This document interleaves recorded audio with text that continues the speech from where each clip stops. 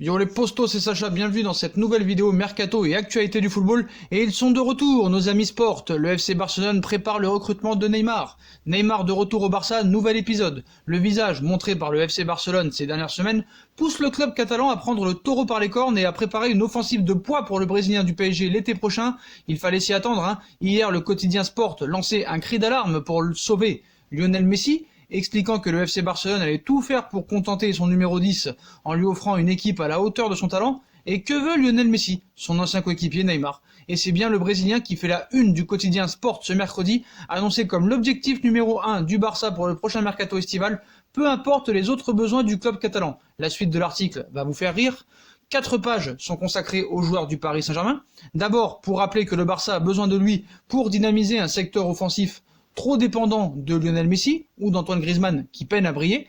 Ensuite, pour assurer que Neymar veut toujours quitter le PSG et fera tout pour y arriver, y compris en fonctionnant la fameuse clause de stabilité prévue dans les règlements de la FIFA, mais loin d'être une solution évidente, comme je vous l'avais expliqué il y a bien longtemps, on va y revenir, reste que son objectif à l'heure actuelle est de réaliser la meilleure saison possible avec le Paris Saint-Germain.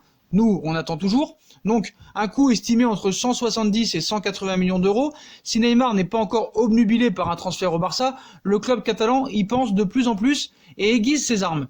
Selon ses estimations, en utilisant cette fameuse clause de stabilité, Neymar coûterait entre 170 et 180 millions d'euros, soit moins que les 222 millions déboursés par le Paris Saint-Germain il y a 3 ans, mais il peut aussi parvenir à ses fins en négociant avec les dirigeants parisiens qui seront peut-être plus ouverts à la discussion que l'été dernier, surtout si ces derniers ne parviennent pas à passer un cap en Ligue des Champions.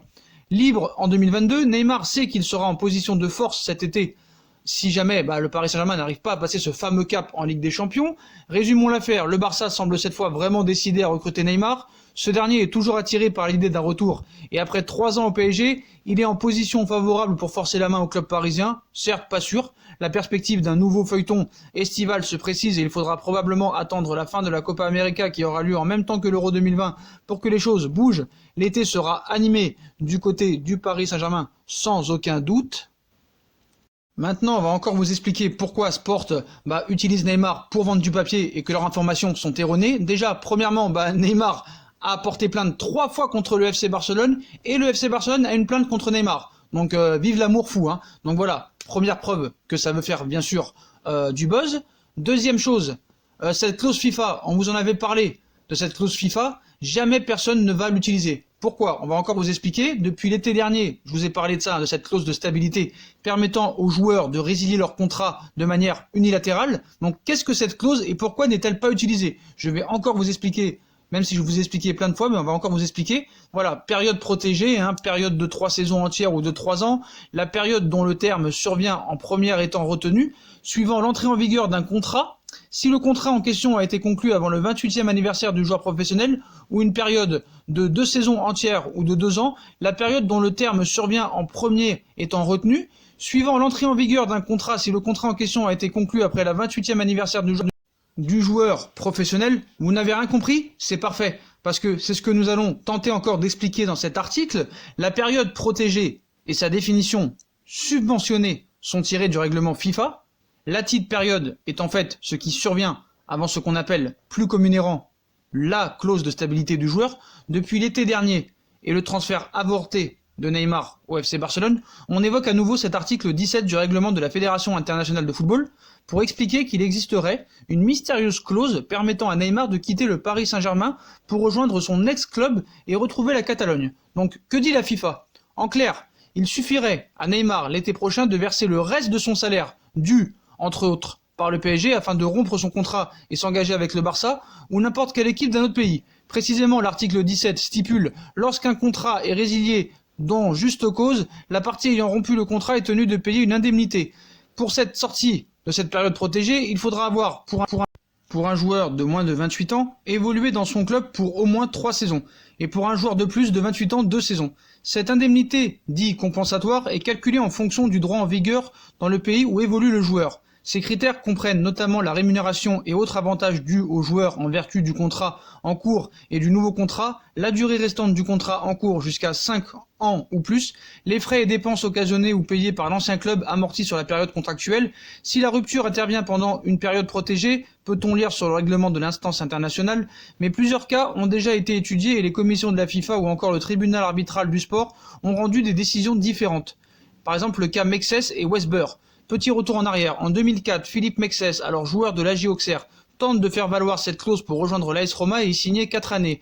Les dirigeants auxerrois ont contesté cela en arguant que le joueur avait signé une prolongation de contrat et que donc une nouvelle période protégée débutait. Finalement, après moult tergiversions des autorités saisies, la chambre de règlement des litiges de la FIFA et le TAS rendaient leur verdict. La CRL validait le fait que le défenseur n'était plus auxerrois alors qu'il lui restait 2 ans de contrat et que son contrat romain était valable, tout en expliquant que la prolongation de contrat entraînait automatiquement une nouvelle période protégée. Par conséquent, le joueur a rompu son contrat sans juste cause durant le délai de protection et a été suspendu 6 semaines à partir du début du championnat italien en septembre 2004 et qui sera suspendu par un appel du joueur. L'année suivante, la CRL demande à Rome de verser 8 millions d'euros à Auxerre, montant ramené à 7 en appel. 2 années plus tard, un cas s'est bien déroulé en 2006. Le défenseur central international écossais Andrew Andy Webster est sur le départ. Son club Hearts of Middleton demande 2 millions d'euros pour le libérer. Finalement, Wigan fait jouer l'article 17 subventionné et ne paiera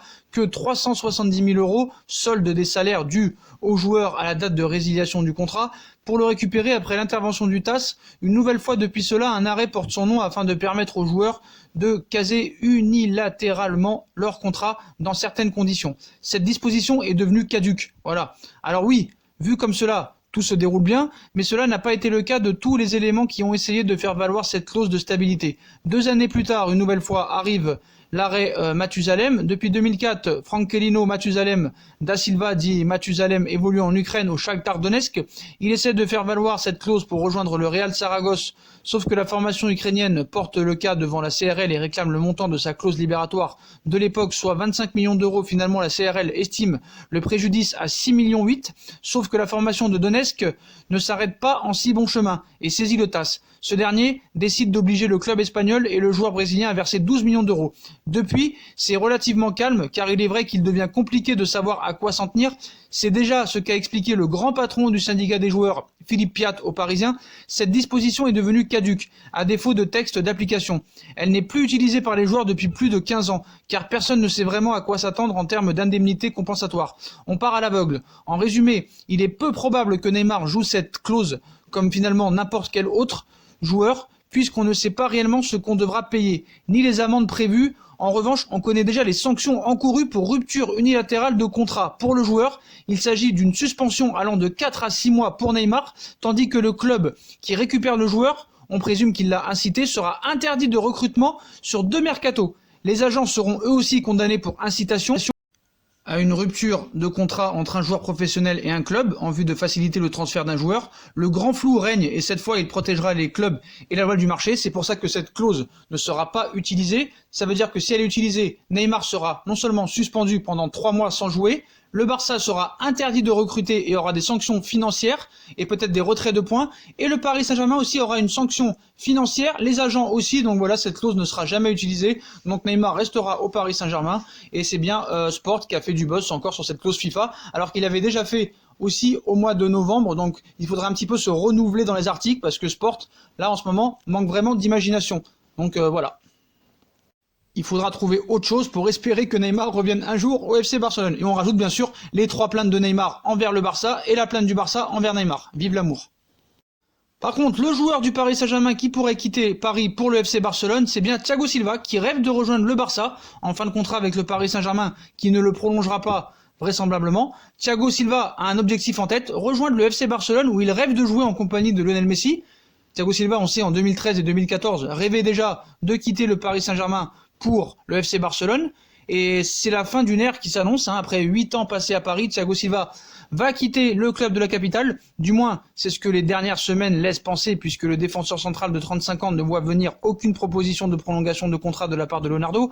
Le directeur sportif, en fin de contrat en juin, le Brésilien a pourtant tout fait pour convaincre ses dirigeants avec de bonnes performances en Ligue 1, mais c'est tout, et des déclarations pleines d'amour envers le club francilien, mais une nouvelle défaillance face à Dortmund en Ligue des Champions lors du 8e de finale aller, un corps plus sujet à des blessures et la volonté de Leonardo d'injecter du sang neuf sont autant d'arguments qui ne laissent que peu d'espoir à Thiago Silva. Dès lors, il doit aussi se concentrer sur son avenir personnel. À 35 ans, que peut-il espérer? Un dernier gros contrat dans un championnat plus exotique, type Qatar, Émirats Arabes Unis, Chine ou Major League Soccer aux États-Unis? Peut-être.